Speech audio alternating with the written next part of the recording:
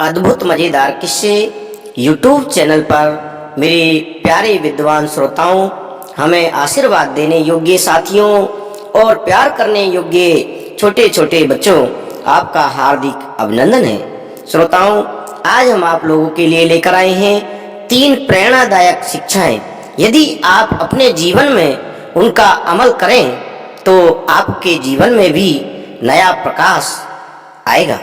श्रोताओं, आपसे मैं एक निवेदन करना चाहूँगा, यदि आपने मेरे चैनल को अभी तक सब्सक्राइब नहीं किया है तो आपसे प्रार्थना है कि प्लीज मेरे चैनल को सब्सक्राइब कर दें। सुनिए श्रोताओं, कहानी कुछ इस प्रकार थी। एक गांव में एक निर्धन व्यक्ति रहता था।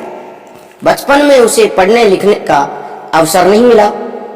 उसके दूसरे साथी पढ़ लिख गए। जब वो जवान हुआ तो उसे अपने साथियों को देखकर बहुत दुख हुआ। वे सोचने लगा कि यदि वह पढ़ा लिखा होता तो आज दूसरे लोगों की भांति विचारवान होता, विद्वान होता और उसकी वे समाज में बहुत इज्जत होती। एक दिन श्रोताओं, वह दुखी होकर वह व्यक्ति गांव के शिक्षक के पास गया। शिक्षक को दंडवत प्रणाम करके बोला, गुरुजी, मैं बचपन में पढ़ लिख नहीं सका, अतः मूर्ख रह गया हूँ। अब आप ही मुझे ज्ञान दीजिए। श्रोताओं, गुरुजी बोले, ज्ञान हमेशा सुपात्र को ही दिया जाता है। मैं तुम्हारी परीक्षा लूंगा। तुम 1 साल तक मेरे घर में रहो और खेती का काम करो। श्रोताओं, निर्धन व्यक्ति ने गुरुजी की बात मान ली। वह साल भर तक गुरुजी की सेवा में लगा रहा। गुरुजी उससे बहुत प्रसन्न हुए। साल बीत जाने पर उन्होंने उस शिष्य को अपने पास बुलाया और कहा, शिष्य, मैं तुमसे बहुत प्रसन्न हूँ। मैं तुम्हें 3 शिक्षाएं देता हूँ जो आपके जीवन में बहुत काम आएंगी। श्रोताओं, निर्धन व्यक्ति ने कहा, गुरुजी, आप कृपा करके अवश्य ही वो शिक्षाएं दीजिए जिससे मेरे जीवन का उद्धार हो सके। गुरुजी ने उस आदमी को शिक्षाएं देते हुए कहा, शिष्य, पहली शिक्षा यह है कि घी बहुत सारवान वस्तु है, ध्यान रखना। दूसरी शिक्षा यह है कि राजा को रात में नहीं सोना चाहिए। और शिष्य सुन, तीसरी शिक्षा यह है कि स्त्री जब उदंड हो जाए तो उसे दंड देना ही चाहिए। गुरुजी ये तीनों शिक्षाएं देकर श्रोताओं मौन हो गए। निर्धन व्यक्ति ने उन शिक्षाओं को याद करके गुरुजी के चरण छूकर अपने घर लौट आया। उसने विचार किया कि वह दूसरे लोगों को ये शिक्षाएं देगा और धन कमाएगा। ऐसा सोचकर वो देशाटन को निकल पड़ा। श्रोताओं, वो जहां भी जाता लोगों को अपनी शिक्षाएं खरीदने को कहता, किंतु किसी ने भी उसकी शिक्षाएं नहीं खरीदी। लोग उसकी बात सुनते और उसकी हंसी उड़ाते हुए चले जाते। श्रोताओं, अपने इस हाल पर निर्धन व्यक्ति बहुत दुखी हुआ। वे सोचने लगा कि इस प्रकार तो वह भूखा ही मर जाएगा, अतः उसे राजा के पास जाना चाहिए। वो राज दरबार में चला गया। श्रोताओं, उसने राजा से कहा कि उसके पास बहुत कीमती 3 शिक्षाएं हैं। राजा ने उससे शिक्षाएं बताने के लिए कहा। निर्धन व्यक्ति ने अपनी तीनों शिक्षाएं राजा को बता दी। श्रोताओं, राजा बोला, मैं तुम्हारी इन शिक्षाओं की परीक्षा करके देखूंगा। यदि ये सच हुई तो तुम्हें बहुत इनाम दूंगा। तुम जब तक दरबार में ही रहो। श्रोताओं, राजा निर्धन व्यक्ति की शिक्षाओं की परीक्षा करने लगा। पहली शिक्षा तो कुछ दिनों में ही सच साबित हो गई। राजा शुद्ध घी खाकर और व्यायाम करके जल्दी ही स्वस्थ हो गया। अब दूसरी शिक्षा की बारी थी। श्रोताओं, राजा ने रात में सोना बंद कर दिया। वह वेश बदलकर राजधानी की गलियों में घूमने लगा। एक रात उसे एक स्त्री के रोने की आवाज सुनाई देती है। श्रोताओं, वह उस स्त्री के पास गया और पूछा, तुम कौन हो और किस कारण से रो रही हो? स्त्री ने उत्तर दिया, श्रोताओं, मैं इस नगर की देवी हूँ। कल आधी रात के समय इस राज्य का राजा मर जाएगा। मेरे दुख का यही कारण है। राजा ने श्रोताओं नगर देवी के समक्ष हाथ जोड़ते हुए कहा, देवी मैं ही इस राज्य का राजा हूं। आप मुझे बताइए कि मेरे प्राण किस प्रकार बच सकते हैं। श्रोताओं, देवी बोली, राजन, काल एक नाग के रूप में तुम्हें डसने आएगा। तुम अपने महल के दक्षिणी द्वार पर 2 तालाब खुदवा देना। उनमें से एक तालाब में दूध भरवा देना और दूसरे में गन्ने का रस। उसके बाद रात होते ही उन तालाबों के पास बैठकर भगवान का भजन करने लग जाना। श्रोताओं, इतना कहकर देवी अंतर ध्यान हो गई। राजा महल में लौट आया। उसने सुबह होते ही तालाब खुदवा लिए और उनमें दूध और गन्ने का रस भरवा दिया।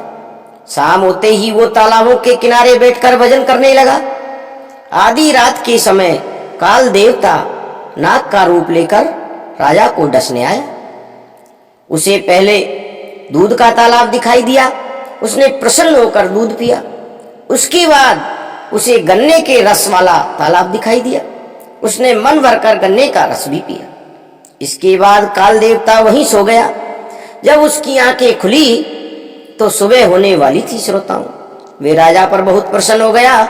उसने राजा से कहा, मैं रात को तुम्हें डसने आया था, किंतु अब तुम्हारी मृत्यु नहीं होगी।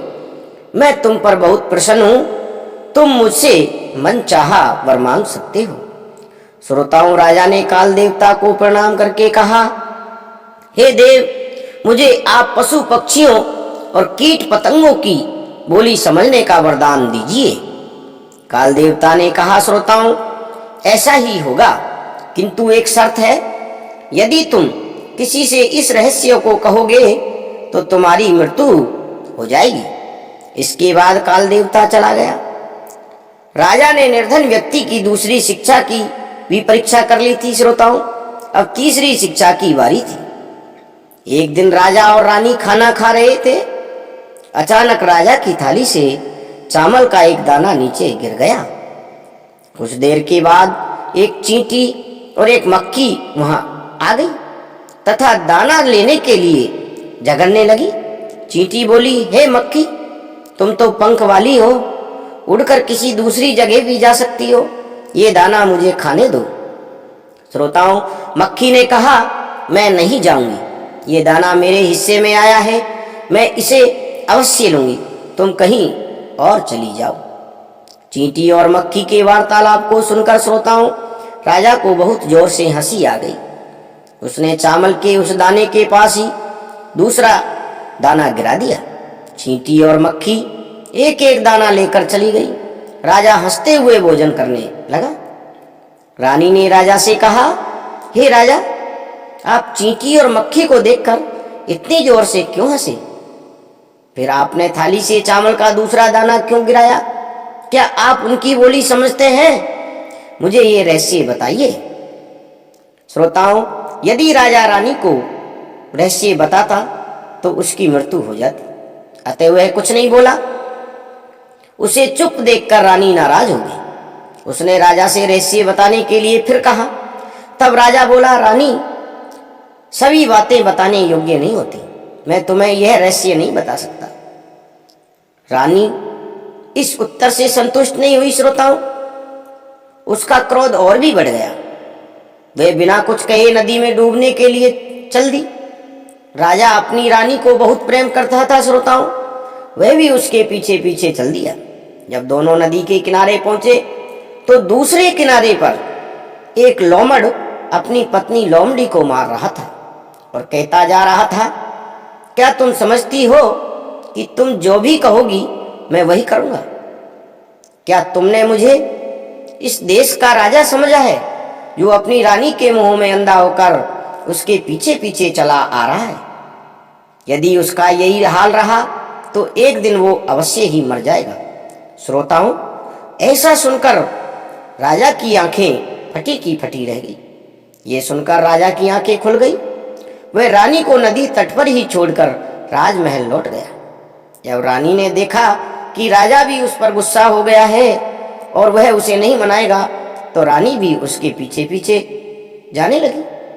राजा ने उस निर्धन व्यक्ति को दरबार में बुलाया। श्रोताओं, और कहा, तुम्हारी तीनों शिक्षाएं सही हैं, अब मैं तुम्हें इनाम दूंगा।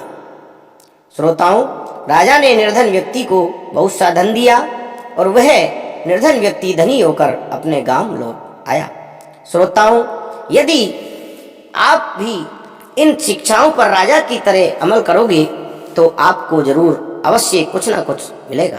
यदि राजा तीनों शिक्षाओं पर अमल नहीं करते तो राजा को मृत्यु का मुंह देखना पड़ता और मृत्यु को प्राप्त हो जाता। श्रोताओं, यदि आपको कहानी अच्छी लगी हो तो आपसे एक निवेदन है, एक प्रार्थना है कि आप हमारे चैनल को प्लीज़ सब्सक्राइब कर दें और ज़्यादा से ज़्यादा शेयर करें और ऐसी ही नई नई अद्भुत मज़ेदार आध्यात्मिक कहानियाँ हम आप लोगों के लिए लाते रहेंगे। आप हमारे चैनल पर बने रहें। श्रोताओं, धन्यवाद।